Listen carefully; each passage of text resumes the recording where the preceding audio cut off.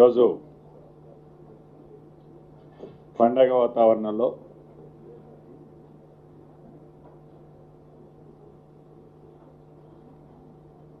Cure ప్రాంతంలో నివసిస్తున్న నిరుపేద కుటుంబాలకు ఒక మంచి కార్యక్రమాన్ని వారి దశాబ్దాలుగా ఉన్న చిరు కోరికని నెరవేర్చే ఈ కార్యక్రమంలో నాతో పాటు పాలుపంచుకుంటున్న సహచర మంత్రివర్యులు పెద్దలు రంగారెడ్డి జిల్లా ఇన్ఛార్జి మంత్రివర్యులు శ్రీధర్ బాబు అన్న గారికి, మరొక సహచర మంత్రివర్యులు హైదరాబాద్ ఇన్ఛార్జి వర్యులు హైదరాబాద్ ఇన్ఛార్జి వర్యులు పొన్నం ప్రభాకర్ గారికి, అదే రకంగా ఈ హైదరాబాద్ స్థానిక మిత్రులు సహచర మంత్రివర్యులు అజరుద్దీన్ గారికి, ఈ కార్యక్రమంలో పెద్ద ఎత్తున నాకు తెలిసి ఆల్మోస్ట్ ఒక 8-9 మంది మా సహచర శాసనసభ్యులు, శాసన మండల సభ్యులు, ముఖ్యులు, గౌరవ హౌసింగ్ డిపార్ట్మెంట్ సెక్రటరీ గారు, గౌరవ జిల్లా కలెక్టర్లు, కార్పొరేషన్ కమిషనర్లు, హౌసింగ్ డిపార్ట్మెంట్ ఉన్నత అధికారులు, ప్రింట్ అండ్ ఎలక్ట్రానిక్ మీడియా మిత్రులు అందరికీ మనస్ఫూర్తిగా శిరస్సు వంచి హృదయపూర్వక నమస్కారాలు, వందనాలు తెలియజేసుకుంటున్నాను. 2.5 సంవత్సరాల క్రితం తెలంగాణ రాష్ట్రంలో ప్రజాప్రభుత్వం కావాలని, ఈ ప్రజాప్రభుత్వం కావాలి అంటే అది ఇందిరమ్మ రాజ్యంతోనే సాధ్యమని, తెలంగాణ ప్రజల దీవెనలతో ప్రజాప్రభుత్వం ఏర్పడిన తర్వాత పేదవాడి చిరకాల కోరిక, చిరు కోరిక, చిన్న ఆశ ఒక గూడు కావాలి అనే కార్యక్రమం మీద ఈ ఇందిరమ్మ ప్రభుత్వంలో ప్రత్యేకమైన ఫోకస్ పెట్టి రాష్ట్ర ముఖ్యమంత్రి వర్యులు రేవంత్ రెడ్డి గారి ఆధ్వర్యంలోని నాయకత్వంలోని ఈ ప్రజా ప్రభుత్వంలో సహచర మంత్రులందరూ సూచనలు, సహచర శాసనసభ్యులు, శాసన మండలి సభ్యులు, పార్లమెంటు సభ్యులు సలహాలతో మొదట విడత రాష్ట్ర వ్యాప్తంగా ఇళ్ల స్థలము ఉన్న వారికి 4.5 లక్షల ఇళ్లు ఇవ్వటం జరిగింది. ఏవైతే ఈ 4.5 లక్షల ఇళ్లు ఇచ్చామో ప్రతి గ్రామంలో, ప్రతి వీధిలో, ప్రతి పట్టణంలో ఇళ్ల స్థలం ఉన్న నిరుపేదలు వారి చిరకాల కోరిక ఇల్లు కట్టుకోవాలనే కోరిక శిబిరించి అది ఒక మహావృక్షంలా ఈనాడు అన్ని ప్రాంతాలలో చాలా ఇళ్ళు, నాకు తెలిసి ఆగస్టు నాటికి 2 లక్షల పైచీలకి ఇళ్ళు కంప్లీట్ కాబోతున్నాయి. అంతేకాదు మొదట ఇచ్చిన 4.5 లక్షల ఇళ్లే కాకుండా రెండో విడత కింద గత నెలలో ఆదిలాబాద్ జిల్లా నుంచి గౌరవ ముఖ్యమంత్రి రేవంత్ రెడ్డి గారి చేతుల మీదుగా 2.5 లక్షల ఇళ్లు మళ్లీ రెండో విడతలో ఇవ్వటం జరిగింది. ఇవి కాకుండా అదనంగా ఇప్పుడు ఏదైతే మనం కార్యక్రమం చేసుకుంటున్నామో ఈ 8 లక్షలు, ఈ 7 లక్షల ఇళ్లు ఏవైతే ఉన్నాయో ప్రధానంగా ఈ ఇళ్ల స్థలము ఉన్నవారే కట్టుకునే అవకాశం ఉంది. ఇళ్ల స్థలము లేని నిరుపేదలు ఎవరైతే కొన్ని దశాబ్దాలుగా ఈ క్యూర్ ప్రాంతంలో నివసిస్తున్నారో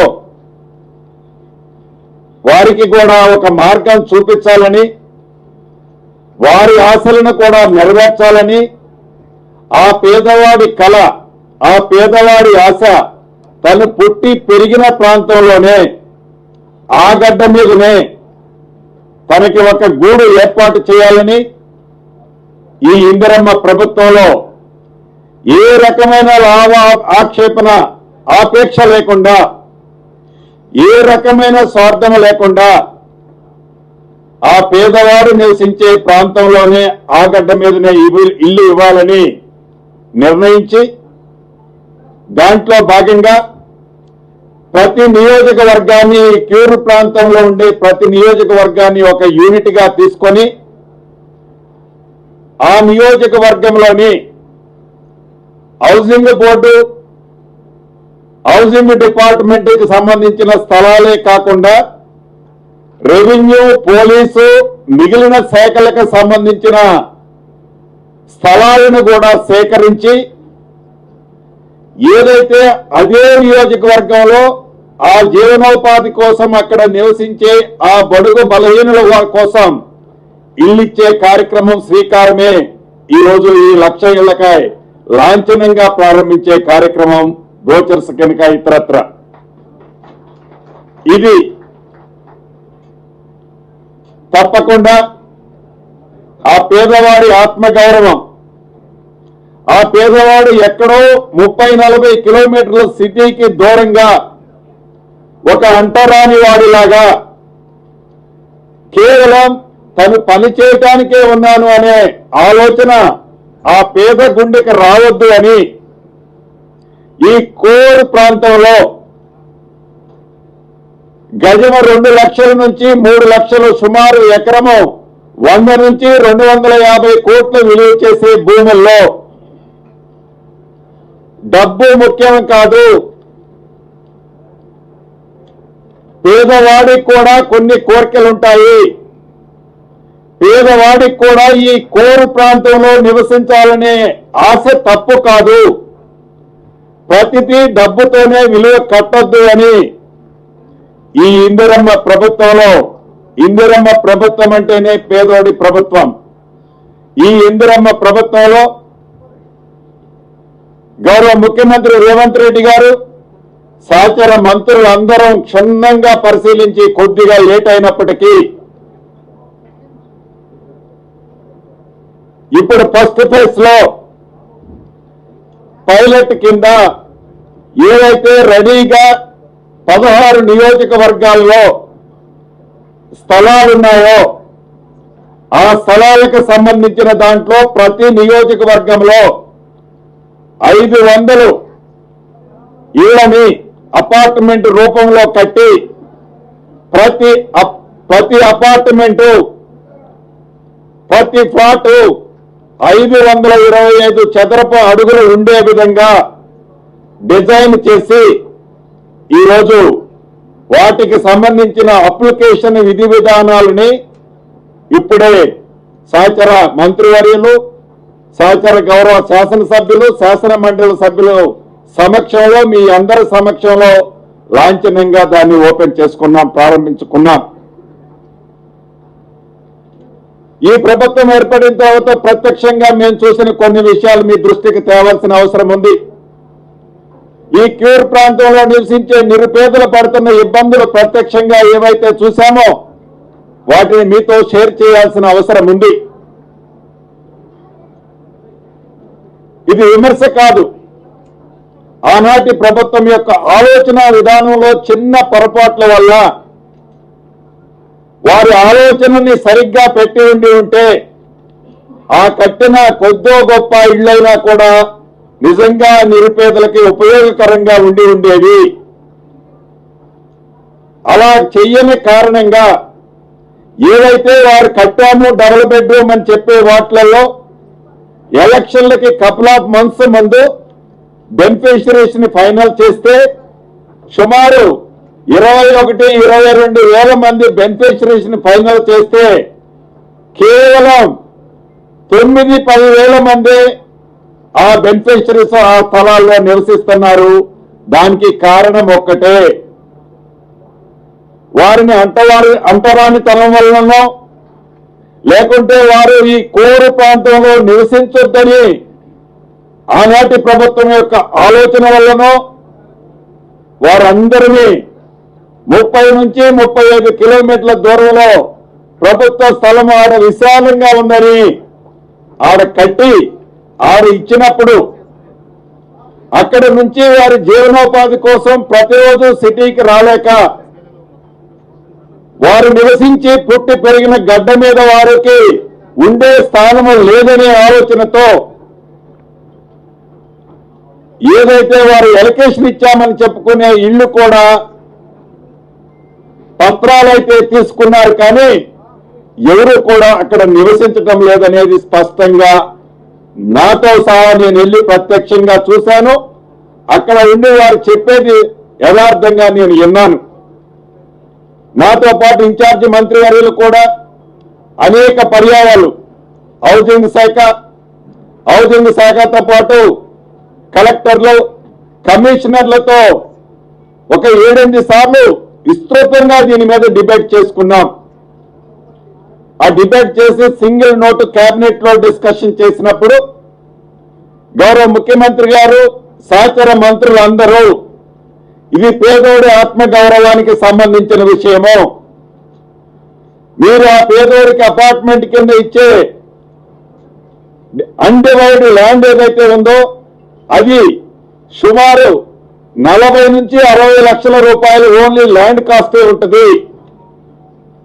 ఏదైతే ఈనాడు మనం ఐడెంటిఫై చేశామో ఈ ఐడెంటిఫై చేసిన ప్రాంతాల్లో కానీ భవిష్యత్తులో ఐడెంటిఫై చేసే ప్రాంతాల్లో కానీ కేవలం ల్యాండ్ కాస్టే అన్డివైడ్ షేర్ ఏదైతే మనం రిజిస్ట్రేషన్ చేద్దామనుకుంటున్నామో ఆ ల్యాండ్ కాస్టే తక్కువలో తక్కువ 40 నుంచి 60 లక్షల రూపాయలు చేస్తుంది. అయినా కూడా ఇది డబ్బు ముఖ్యం కాదు, ఆ పేదవాడు తలెత్తుకొని తిరిగే విధంగా ఆత్మ గౌరవానికి సంబంధించిన విషయమని తలంచి ఈ ప్రభుత్వం పేదవాడి కష్టం తెలిసిన ప్రభుత్వం, పేదవాడి అవసరాలేంటో తెలిసిన ప్రభుత్వం, పేదవాడి చిరు కోరికేంటో తెలిసిన ఈ ప్రభుత్వం డబ్బు ముఖ్యం కాదు, ధనార్జనే ముఖ్యం కాదు, పేదవాడికి పెట్టేది మనకి ఎట్టి పరిస్థితుల్లో అది మనకి ఖర్చు కానే కాదు అని తలంచి కోర్ ప్రాంతంలోనే ప్రతి నియోజకవర్గాన్ని యూనిట్గా తీసుకొని అదే నియోజకవర్గంలో జూబ్లీ హిల్స్ కాన్స్టిట్యున్సీ ఉంటే జూబ్లీ హిల్స్ ప్రాంతంలోనే ధనికులు రిచెస్ట్ పర్సన్స్ ఉండే ప్రాంతంలోనే ఆ పేదవాడికి కూడా ఇల్లు ఇవ్వాలని ఈ ప్రభుత్వం తలంచి ఆ కార్యక్రమానికి శ్రీకారమే ఈ రోజు ఈ కార్యక్రమం. దీంట్లో భాగంగా అనేక రకాలుగా ఉన్నాయి చర్చలు. ఈ ప్రభుత్వం ఏర్పడే నాడు ఇచ్చారు లేదా ఇందిరమ్మ ప్రభుత్వంలో తెల్ల కాగితాన్ని నల్ల కాగితం చేసి ఒక ఆర్డర్ ఇస్తారు, నిజంగా వాళ్ళ దగ్గర డబ్బులు ఉంటేరా ఇవ్వటానికి అని హేళనగా మాట్లాడుకున్న ప్రబుద్ధులు ఉన్నారు. ఈ స్కీమ్ ఫెయిల్ అయితే మనం సంకల కొట్టుకోవచ్చు అని ఆనందపడ్డ నాయకులు ఉన్నారు. అటన్ని గురించి మనం మాట్లాడుకోవద్దు, కానీ ఈ ప్రభుత్వానికి ఒక చిత్తశుద్ధి ఉంది, ఈ ప్రభుత్వానికి ఒక ఆలోచన ఉంది, ఈ ప్రభుత్వానికి పేదవాడి పట్ల ఒక కన్సర్న్ ఉంది. అందుకనే రాష్ట్ర ఆర్థిక పరిస్థితి సహకరించకపోయినా 8,22,000 కోట్ల రాష్ట్ర ఆర్థిక పరిస్థితి మీద అప్పులతో కూడుకొని ఉన్న అభివృద్ధిని ఎక్కడా కుంటుపడనీయకుండానే సంక్షేమంలో ప్రధానంగా ఇందిరమ్మ ఇల్లు ఏజెండా పెట్టుకొని ఇదేదో ఒక్కసారి ఇచ్చాం, 4.5 లక్షలు ఒక్కసారి ఇచ్చాం, రెండో విడత 2.5 లక్షలు ఇచ్చాం, రేపు ఎన్నికలప్పుడు మళ్ళీ నోటిఫికేషన్ కి ఒక నెల ముందు గతంలో లాగా ఆనాటి ప్రభుత్వాల లాగా నోటిఫికేషన్ ముందు మళ్ళొక ఇంతిస్తాము అనే విధంగా కాకుండా రాష్ట్రంలో ఏ పేదవారైతే ఉన్నారో, రాష్ట్రంలో ఏ పేదవారైతే కొన్ని దశాబ్దాలుగా ఇల్లు కోసం ఎదురు చూస్తున్నారో, రాష్ట్రంలో ఏ పేదవాళ్ళైతే పూరు గుడిసెల్లో నివసిస్తున్నారో అటువంటి పేదవాళ్ళకి చివరి వ్యక్తి వరకు, చివరి కుటుంబం వరకు ఇల్లు ఇవ్వాలనే లక్ష్యమే ఈ ఇందిరమ్మ ప్రభుత్వం యొక్క లక్ష్యం. ఇది ఆషామాషిగా దేశంలో ఏ రాష్ట్ర ప్రభుత్వమో ఈటంలా, చివరికి కేంద్ర ప్రభుత్వం అధికారంలో ఉన్న రాష్ట్రాల్లో కూడా ఇంత పెద్ద మొత్తంలో ఆ పేదవాడి స్వప్నాన్ని నెరవేర్చడానికి ఇంత పెద్ద ఎత్తులో ఏ కుటుంబానికి ఇవ్వటంలా 5 లక్షల రూపాయలు, 5 లక్షల రూపాయలు అది గ్రామీణ ప్రాంతాల్లో కానీ ఇప్పుడు కట్టబోయే పట్టణ ప్రాంతాల్లో కానీ 5 లక్షల రూపాయలు ఆ పేదవాడికి ఉచితంగా వారు కట్టిన ఇంటి లెవెల్ను బట్టి ఇప్పటి వరకు ఇచ్చాం. భవిష్యత్తులో కూడా 100కి 100% ఆ పేదవాడి కళ నెరవేర్చడం కోసం ఈ ప్రభుత్వం చిత్తశుద్ధితో ఇస్తుందని కూడా ఈ వేదిక ద్వారా గ్రామీణ ప్రాంతంలో ఉన్న నా కుటుంబ సభ్యులకే కాకుండా పట్టణ ప్రాంతంలో ఉన్న నా కుటుంబ సభ్యులకు కూడా తెలియజేస్తున్నాం. ఇది నిరంతరము ప్రక్రియ. ఇవాళేదో 1 లక్ష రూపాయలకి ఏదో హడావుడిగా, 1 లక్ష ఇళ్లకి హడావుడిగా మేమేదో కార్యక్రమాన్ని చేపట్టలే. ఏదైతే ఈ ప్రభుత్వం వచ్చిన కొత్తలో అప్లికేషన్లు హౌసింగ్ కావాలని అప్లికేషన్లు మేము ఏదైతే రిసీవ్ చేసుకున్నామో ఒక్క ఈ క్యూర్ ప్రాంతంలోనే సుమారు 8 లక్షల నుంచి 8.5 లక్షల అప్లికేషన్లు వచ్చాయి. యథార్థం. ఈ మధ్య నేను ఓల్డ్ సిటీలో ఇదే హౌసింగ్ కార్యక్రమాన్ని చూడటానికి వెళ్ళాను. గౌరవ స్థానిక పార్లమెంట్ సభ్యులు, గౌరవ స్థానిక శాసనసభ్యులతో కొన్ని ప్రాంతాలు నేను సహచర మంత్రులు కలిసి తిరిగాం. ఆనాడు ఇందిరమ్మ ప్రభుత్వం ఉన్నప్పుడు 40-45 సంవత్సరాల క్రితం అనేక ప్రాంతాల్లో ఆనాడున్న వసతుల్లో భాగంగా ఇందిరమ్మ ఇళ్లు కొన్ని ఇచ్చాం. 2 ఫ్లోర్స్ 3 ఫ్లోర్స్ తో ఇండిపెండెంట్ తో. అక్కడికి వెళ్ళి చూస్తే 40-45 సంవత్సరాల క్రితం కట్టిన ఇళ్లు కావటం వల్ల కొన్ని లీకులు కొన్ని ప్రాంతాల్లో కొలాప్స్ అవుతున్నాయి. ప్రత్యక్షంగా నా కళ్ళతో నేను చూశాను. ఆ విషయాన్ని కేబినెట్ లో మా సహచర మంత్రులు అందరం చర్చించి దీనికి ప్రత్యేకమైన ప్రాధాన్యత ఇవ్వాలి, దీనికి ఇంపార్టెన్స్ ఉంది. మనిషి ఆహారం తీసుకోవటం ఎంత ఇంపార్టెంటో మనిషి నివసించడానికి 5 స్టార్ ఫెసిలిటీస్ ఇవ్వలేకపోవచ్చు. ఆనాటి నాయకులు చెప్పినట్లు, ఆనాటి పెద్దలు చెప్పినట్లు మేము 60 mm స్క్రీన్ మీద బొమ్మలు చూపించాం. మాటలు చెప్పి తప్పించుకోం, చేతలతో చేసి చూపిస్తాం అనేది ప్రత్యేకంగా నేను చెప్పదలుచుకున్నాను. ప్రధానంగా ఈ సిటీకి సంబంధించి ఇప్పుడు ఏదైతే ఫస్ట్ ఫేజ్ లో పైలట్ కింద ఒక 16 కాన్స్టిట్యుయెన్సీస్ ని ల్యాండ్స్ ఏవైతే ఇమీడియట్లీగా అవైలబిలిటీ ఉన్నాయో ఈ అవైలబిలిటీ ఉన్న ల్యాండ్స్ లో ఆ నియోజకవర్గానికి సంబంధించిన శాసనసభ్యులు ఎవరైతే ఇక్కడికి వచ్చిన వాళ్ళు కానీ రాని వారు కానీ వారు ఏ పార్టీ వారైనా ప్రజలకి మంచి చేసే దాంట్లో, పేదవాడి కళ నెరవేర్చే దాంట్లో స్థానిక శాసనసభ్యుడితో సంప్రదించి, స్థానిక ప్రజాప్రతినిధులతో సంప్రదించి మా సహచర మంత్రివర్యులు, ఇన్ఛార్జి మంత్రివర్యులు వారు టైం టు టైం వారితో రేపోలో ఉండి ఏవైతే ప్రభుత్వ స్థలాలు ఉన్నాయో అవి ఎకరం 300 కోట్లు చేసినా, అవి ఎకరం 300 కోట్లు చేసినా ఆ పేదవాడి కళ నెరవేర్చడం కోసం ఆ 300 కోట్లు చేసే ఎకరంలోనే అంతస్తుల భవనం కట్టి తప్పకుండా పేదవాడి కళ ఈ ప్రభుత్వం నెరవేర్చాలన్న తపన, చిత్తశుద్ధి ఈ ప్రభుత్వానికి ఉంది.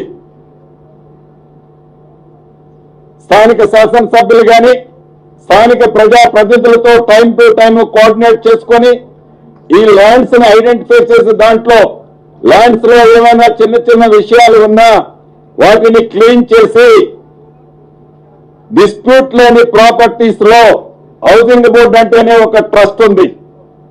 ఆ ట్రస్ట్ ని వమ్ము చేయకుండా డిస్ప్యూట్ లేని ప్రాపర్టీస్ లో పేదవాడి కల నెరవేర్చే కార్యక్రమం తను పుట్టి పెరిగి ఏ గడ్డ మీదైతే ఈనాడు ఆ ఏజ్ లో ఉన్నాడో తను తలెత్తుకునే విధంగా అదే గడ్డ ప్రాంతంలో ప్రతి నియోజకవర్గాన్ని ఇందాక చెప్పినట్టు యూనిట్ గా తీసుకొని ఇల్లు ఇస్తామని ఈ వేదిక ద్వారా రాష్ట్ర ప్రభుత్వ పక్షాన ఇందిరమ్మ ప్రభుత్వ పక్షాన ఈ జిహెచ్ఎంసీ పరిధిలోని క్యూర్ ప్రాంతాల్లో ఉండే నా నిరుపేద కుటుంబాలకి మరొకసారి తెలియజేస్తున్నాను.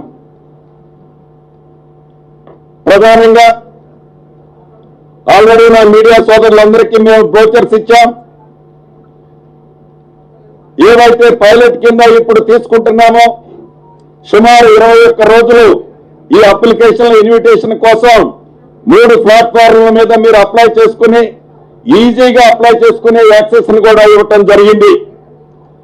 దాంతో పాటు ఏవైతే 10,000 రూపీస్ 10,000 రూపీస్ అప్లికేషన్ మీరు అప్లై చేస్తున్నారో ఎవరికైతే మేము ఇస్తున్నామో వారు కట్టవలసిన దాంట్లో జమ చేసుకొని ఇల్లు ఇవ్వని వారికి with in couple of hours లోనే ఆ డబ్బు వాపసు వారికి చేయబడుద్ది. ఎందుకంటే ఈ అవుట్ సైడ్ తో పాటు గ్రామీణ ప్రాంతంలో అదే రకంగా పట్టణంలో స్థలం ఉన్న వారికి ఇందిరమ్మ స్కీమ్ ఏదైతే కంటిన్యూ చేస్తున్నామో అక్కడ ఏదైతే 5 లక్షల రూపాయలు వారికి ఇస్తున్నామో అదే 5 లక్షల రూపాయల బెనిఫిట్ ఇక్కడ స్థలముతో పాటు 5 లక్షల రూపాయలు ఉచితంగా ఇవ్వటం జరుగుద్ది. స్థలము ఖరీదు అన్డివైడెడ్ షేరు సుమారు 40 నుంచి 60 లక్షల రూపాయలు ఉంటుంది. దీంతో పాటు రిజిస్ట్రేషన్ కూడా రూపాయి ఖర్చు లేకుండా గతంలో లాగా ఒక సర్టిఫికెట్ ఇవ్వకుండా గతంలో లాగా ఏదో ఒక తెల్ల కాగితాన్ని నల్ల కాగితం చేసి ఇవ్వకుండా పూర్తి టైటిల్స్ తో సేల్ డీడ్ ను కూడా చేసే కార్యక్రమాన్ని వసతులను దీంట్లో పెట్టడం జరిగింది.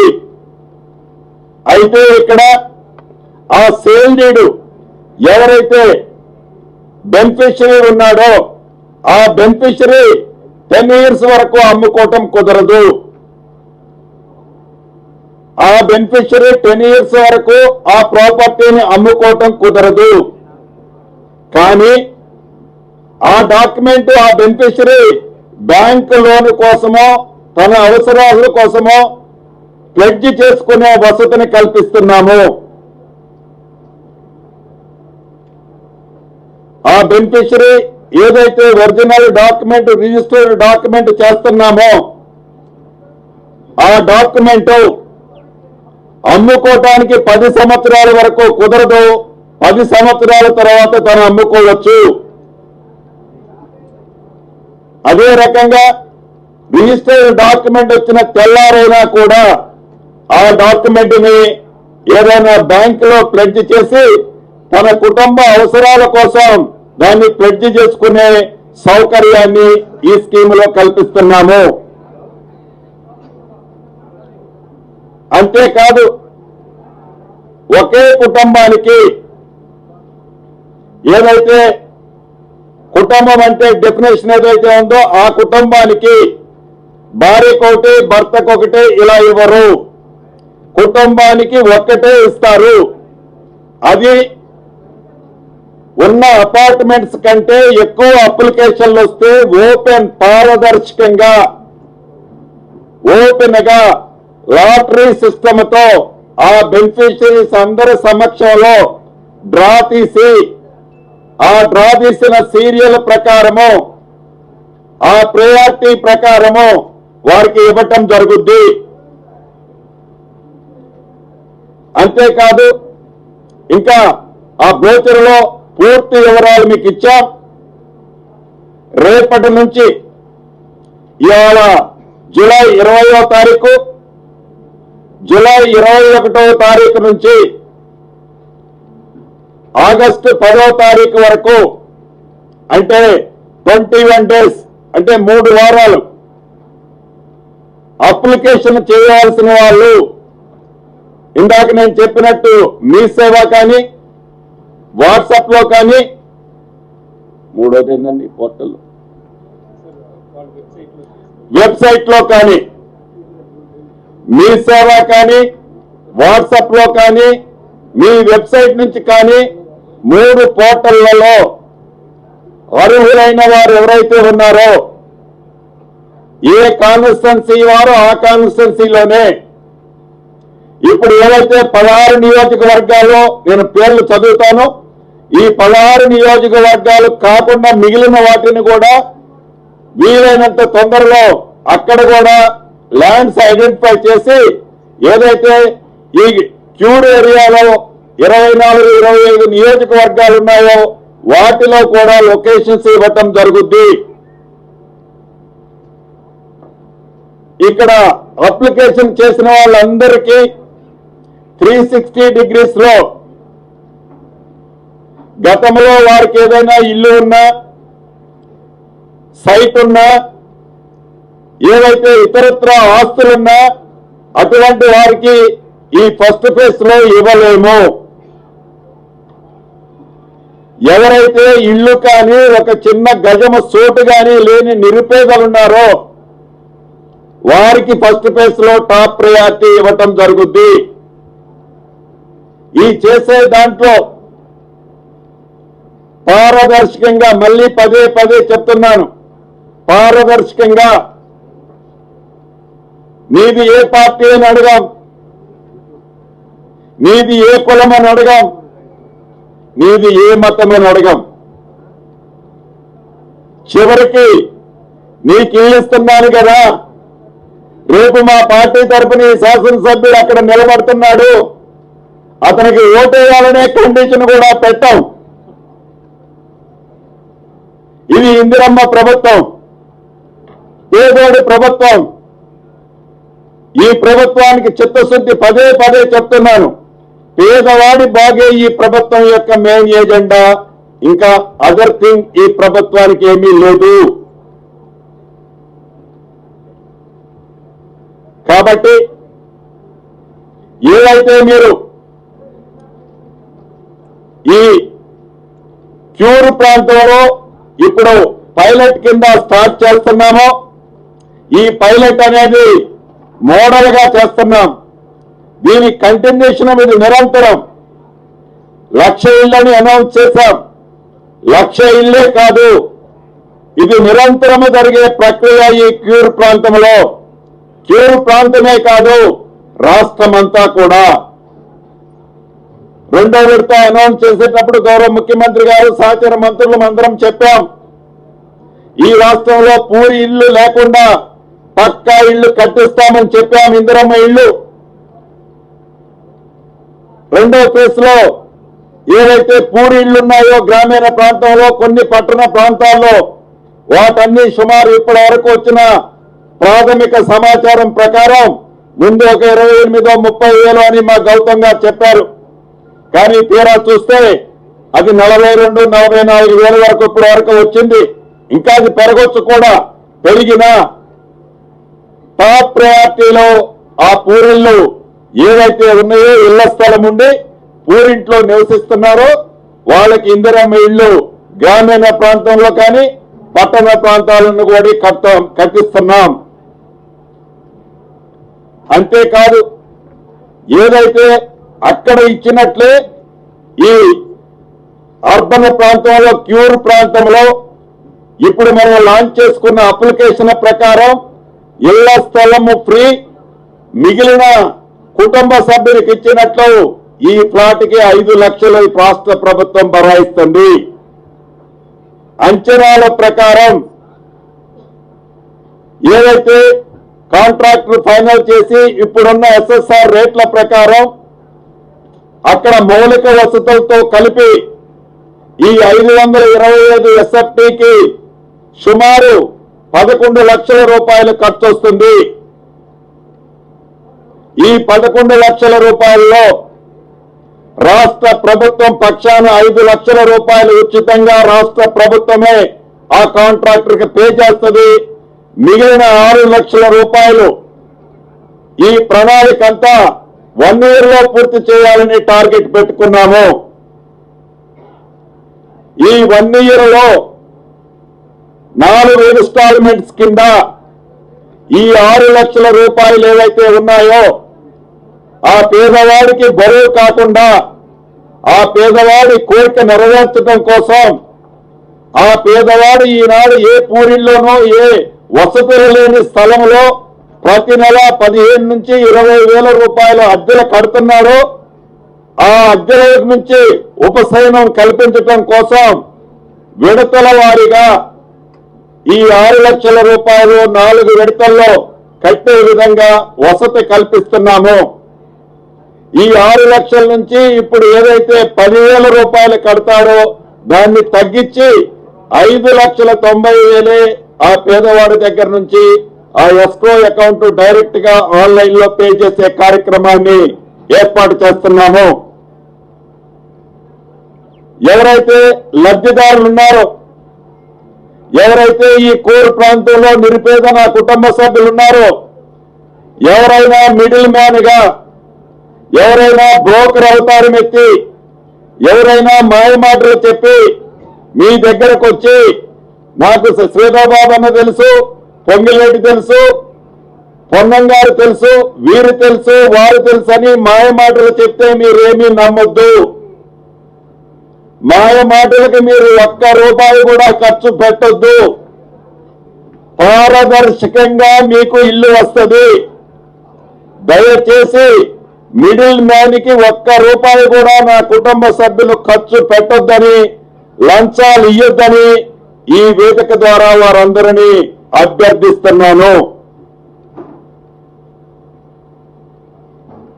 ఎందుకంటే ఇల్లు అనేది ఒక స్వప్నం, ఒక కళ.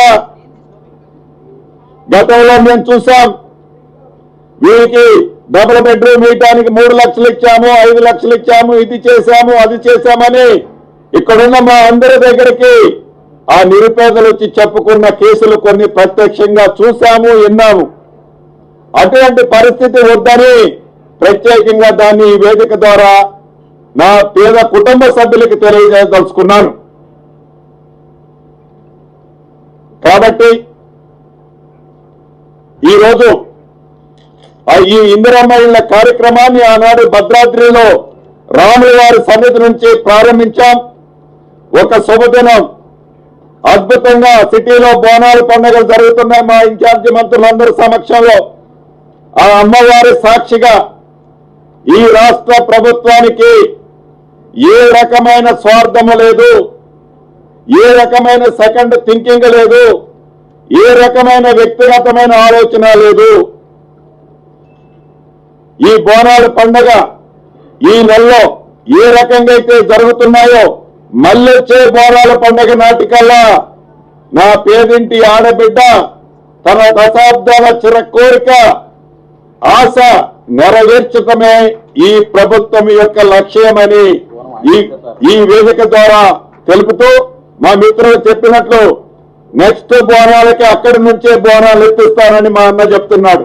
తప్పకుండా ఆ అమ్మవారి సంకల్పంతో, ఆ అమ్మవారి దీవెనలతో ఆ కార్యక్రమం చేస్తాము. అదే రకంగా స్థానిక శాసనసభ్యులు, రాజకీయ పార్టీలు ఏమైనా కావచ్చు, స్థానిక ప్రజాప్రతినిధులు ఈ బృహత్తరమైన కార్యక్రమం, ఒక మంచి కార్యక్రమం మనం ఏదైతే చేపట్టామో మీ చేతనైనంత సహకారం ఈ ప్రభుత్వానికి ఆ పేదవాడి కళ నెరవేర్చే దాంట్లో మీరందరూ భాగస్వాములు అవుతారని, అవ్వాలని మనస్ఫూర్తిగా ఈ క్యూర్ ప్రాంతంలో ఉండే ప్రతి ఒక్క ప్రజాప్రతినిధిని అభ్యర్థిస్తూ సెలవు తీసుకుంటున్నాను.